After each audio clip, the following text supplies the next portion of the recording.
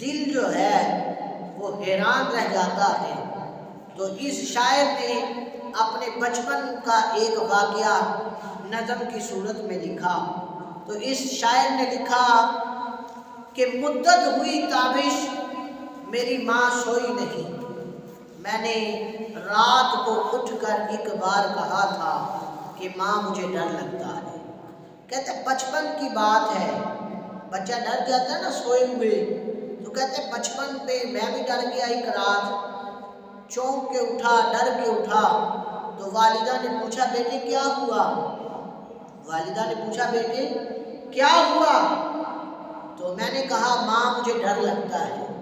تو کہتے ہیں وہ وقت آیا اور اس سے لے کے اب تک میری ماں جو ہے وہ گہری نیند میں نہیں سوئی، وہ اس حالت میں سوتی ہے کہ اگر مجھے پھر ڈر لگے تو میری ماں مجھے تسلی دینے کے لیے موجود ہے، میری والدہ مجھے سہارا دینے کے لیے موجود ہے۔ میں نے ایک بار کہا تھا کہ ماں مجھے ڈر لگتا ہے، زمانہ بیت گیا ہے، لیکن میری ماں جو ہے وہ اب بھی سوئی نہیں ہے کہ کہیں میرا بیٹا پھر نہ ڈر جائے، کہیں میرے بیٹے کو پھر ڈر نہ لگ جائے۔ اقبال نے ایک نظم لکھی، ڈاکٹر اقبال نے، تو آج بھی وہ کلیات اقبال میں موجود ہے۔ تو کہتے ہیں ماں کا انتقال ہوا، تو ماں کے انتقال کے بعد ایک نظم لکھی، کہا آہ اب وطن میں کس کو ہوگا میرا انتظار۔ کہا پہلے تو باہر کے ممالک میں جاتا تھا تو ماں انتظار کرتی تھی، ماں جو ہے وہ انتظار میں ہوتی تھی کہ بیٹا کب آئے گا۔ ماں کو انتظار ہوتا ہے بیٹوں کے آنے کا، رات کا ایک بج جائے نا تو ماں کی نظر دروازے کی کنڈی پہ ہی ہوتی ہے کہ بیٹا کب آئے گا، بیٹا اب بھی آتا ہے، اب بھی آتا ہے۔ وہ سکون سے سوتی نہیں ہے جب تک بیٹا نہ آ جائے۔ تو کہتے ہیں آہ اب وطن میں کس کو ہوگا میرا انتظار، اور کون ہوگا میرے خط نہ آنے سے بے قرار۔ کہتے ہیں اگر خط نہ جائے نا تو ماں بے قرار ہو جاتی تھی، ماں جو ہے وہ بے قرار ہو جاتی تھی کہ بیٹے کا خط نہیں آیا، اللہ خیر کرے، پتہ نہیں وہ کس حالت میں ہوگا۔ تو اسی نظم کے اندر ڈاکٹر اقبال علیہ رحمہ نے ایک شعر لکھا، کہتے ہیں اس شعر کے جز میں کہتے ہیں اب نیم شب میں کون مجھے دعاؤں میں یاد کرے گا، نیم شب میں کون مجھے دعاؤں میں یاد کرے گا۔ کہا اگر کسی سے جو ہے نا وہ دعا کروانی ہو نا تو وہ دعا کا کہنا پڑتا ہے، پیر صاحب سے دعا کروانی ہو تو کہنا پڑتا ہے حضرت جی دعا کر دینا میرے لیے، اور کسی سے بھی دعا کروانی ہو تو اسے کہنا پڑتا ہے۔ لیکن ماں ایک ایسا رشتہ ہے، کہا کہنا بھی نہیں پڑتا، وہ رات کو جب مسلح بچھاتی ہے تو خود ہی ہاتھ اٹھا کے اپنی اولاد کے لیے دعائیں کرتی ہے، وہ خود ہی اپنی اولاد کے لیے دعائیں کرتی ہے۔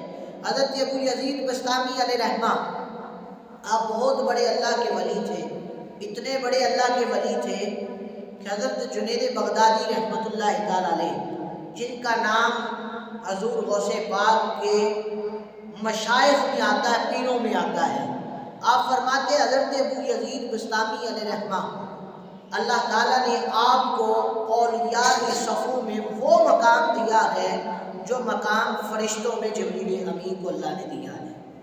تو کہتے ہیں حضرت ابو یزید بستامی علیہ رحمہ کہتے ہیں میرے والد تو انتقال کر گئے تھے، ایک والدہ تھی، میں نے والدہ سے کہا ماں آپ اپنے حقوق مجھے معاف کر دیں، میں اللہ کی عبادت کے لیے جنگلوں میں جانا چاہتا ہوں تاکہ رب کا قرب حاصل کر سکوں۔ ماں باپ کے بھی حقوق ہیں، ماں باپ کی خدمتوں کے بھی حقوق ہیں، اور ظاہری بات ہے کہ جب والدین کو اولاد کی ضرورت ہوتی ہے تو پھر والدین کا حق ہے ان کی خدمت کرنا۔ تو کہتے ہیں میں نے ماں سے حقوق معاف کروا لیے، 12 سال جنگلوں میں عبادت کرتا رہا رب کا قرب حاصل کرنے کے لیے۔ کہتے 12 سال عبادت کرتا رہا لیکن رب کا قرب نصیب نہ ہوا۔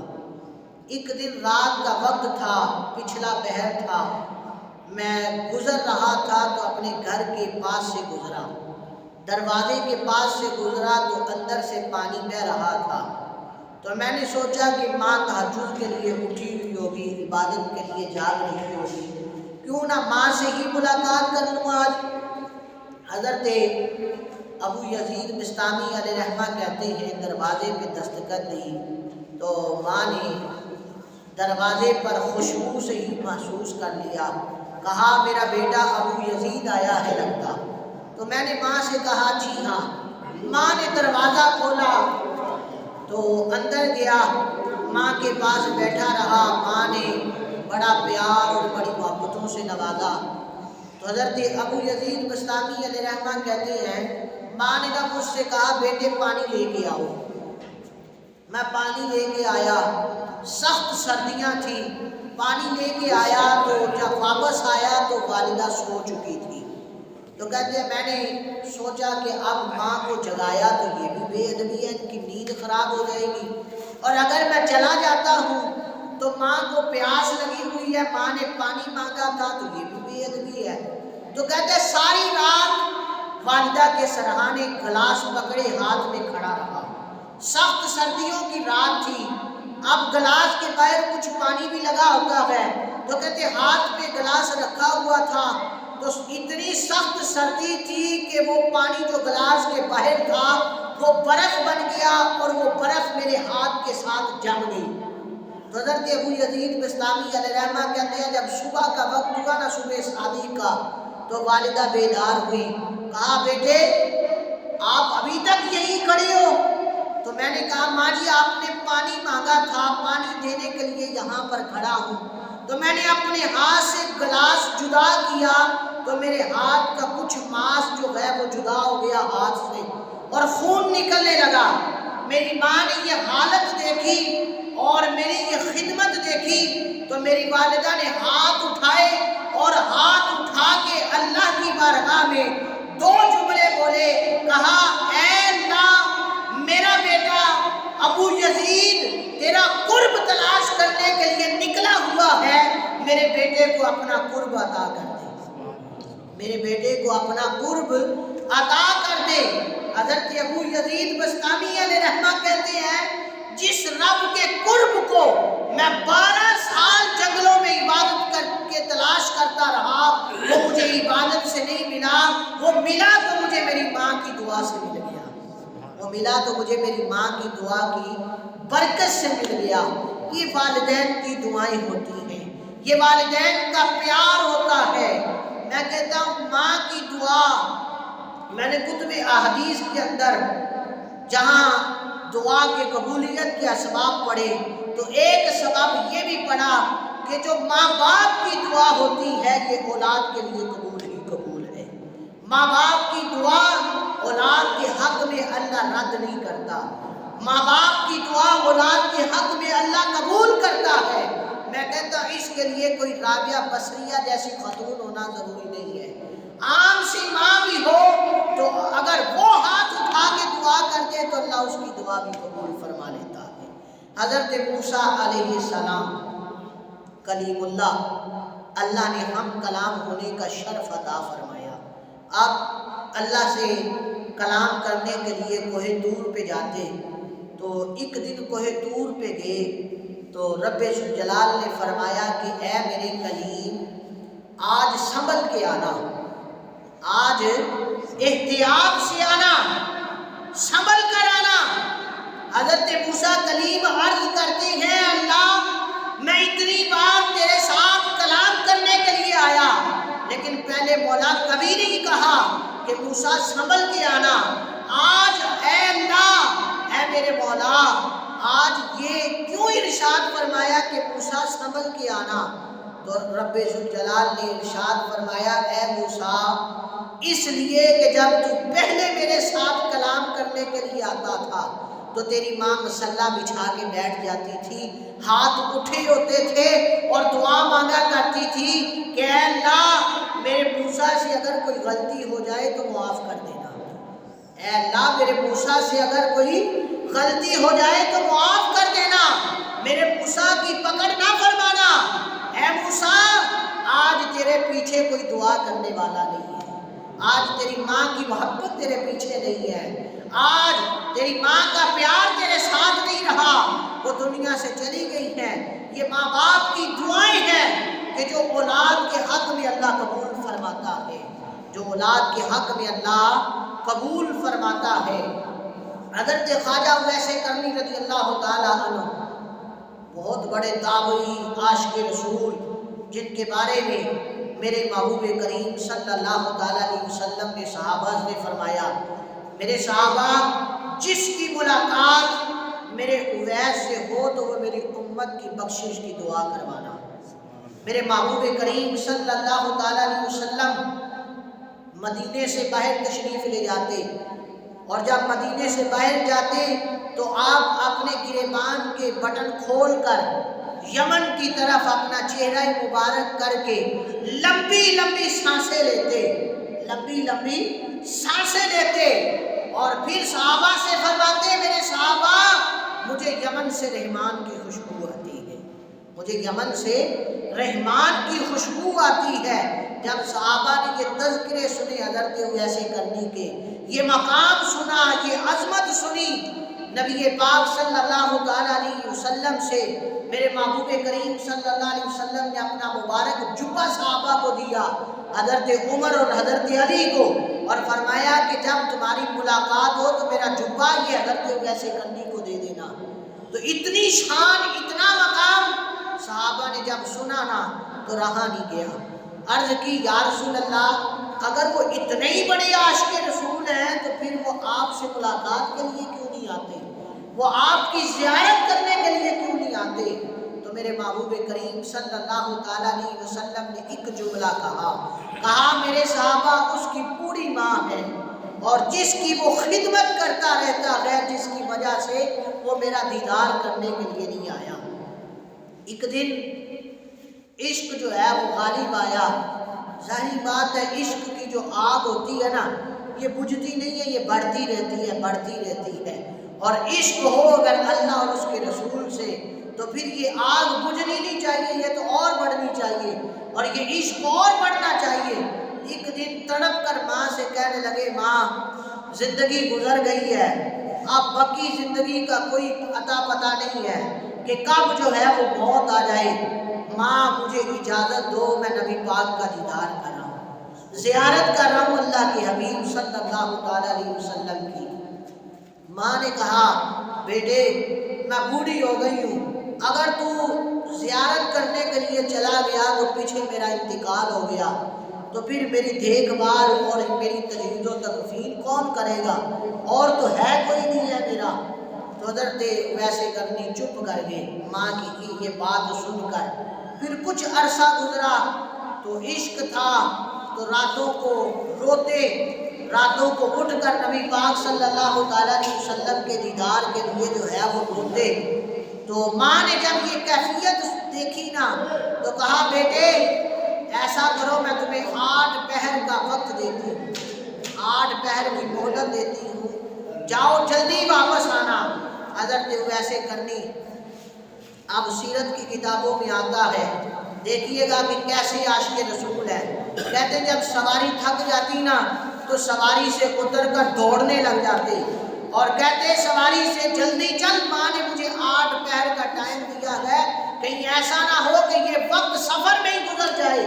حضرت ویسے کرنی مدینہ الرسول میں پہنچتے ہیں، میرے آقا کے حجرے پہ پہنچ کے دستخط دیتے ہیں۔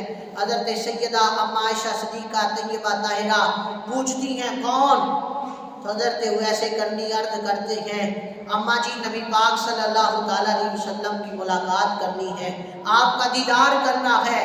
حضرت اماں سیدہ عائشہ صدیقہ طیبہ طاہرہ فرماتی ہیں کہ نبی پاک صلی اللہ تعالیٰ علیہ وسلم تو مدینے سے باہر کسی کام کے لیے گئے ہیں۔ حضرت ویسے کرنی سے نام پوچھتی ہیں تو آپ کی عادت تھی کہ آپ نام نہیں بتایا کرتے تھے کسی کو۔ کہا، اماں جی ایک بکریاں چروانے والا ایک چرواہا آیا ہے، نبی پاک کا خادم آیا ہے، نبی پاک صلی اللہ تعالیٰ علیہ وسلم کا دیدار کرنا ہے۔ حضرت اماں عائشہ صدیقہ فرماتی ہیں نبی پاک تو باہر گئے ہیں، مسجد نبوی میں بیٹھ جاؤ، آئیں گے تو ملاقات کرنا۔ سب سے پہلے وہ مسجد نبوی میں ہی آتے ہیں۔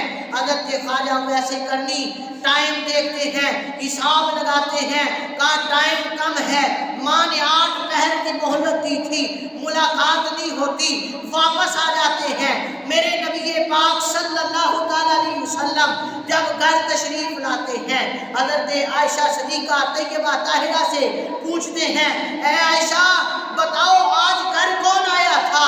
ہماری امی جان عرض کرتی ہیں، سونیا نام تو نہیں بتایا تھا، محبوبہ نام تو نہیں بتایا تھا، بس اتنا بتایا تھا کہ ایک چرواہا آیا ہے، آپ کا خادم آیا ہے، آپ کا نوکر آیا ہے، اور یہی کہہ کر وہ واپس چلے گئے۔